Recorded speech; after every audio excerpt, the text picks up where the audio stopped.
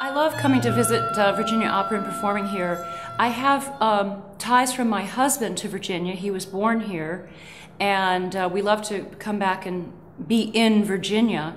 But also the fact that Virginia Opera was really significant in starting out my career. When I was very young, I did my first opera here, which was Merry Widow. I had just had an opportunity to debut at New York City Opera, singing The Merry Widow, and then got engaged here at Virginia Opera to sing The Merry Widow.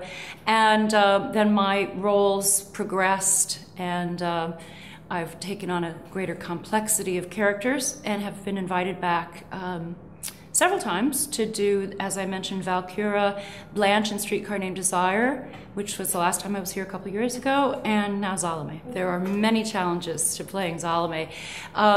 First of all, the one that people cite most often is that they say they need a 16-year-old actress with an Isolde-sized voice because it's so dramatic and so difficult. So it's often hard to find a younger soprano who also has the vocal prowess to pull off the role vocally. So you're constantly dealing with that portrayal of a younger person, which happens to us sopranos, while being able to be dramatic in voice and dramatic in personality. She's an insane character. Sadly so. She's rather naive, but the forces around her have driven her to some insanity, so that's not only fun but challenging to play. When you're portraying a character like Salome, it's very difficult to draw from your own experiences because of the twisted nature of this character. She goes through a lot of psychological pressures that eventually cause her to crack, which you hope none of your colleagues or yourself have had to deal with.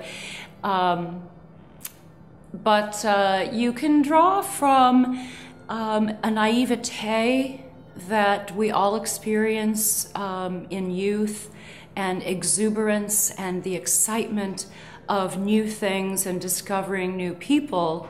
It's just that Salome takes it right over the edge. So for a person choosing to visit the opera for the first time, this is not a bad choice because it doesn't take very long. It's start to finish, no intermission. It goes just a tiny bit longer than an average television show.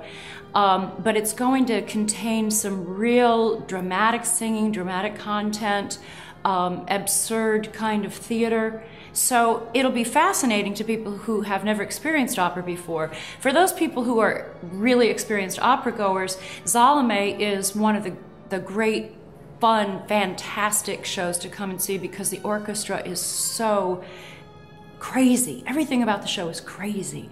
All the different characters with them spouting off of their own, you know, personal situations. Herod, his wife, they all have their issues during the course of the opera. And poor John the Baptist, who's just trying to get his point across and ends up losing his head. But if you're going to lose your head, Salome is a good opera to lose your head over.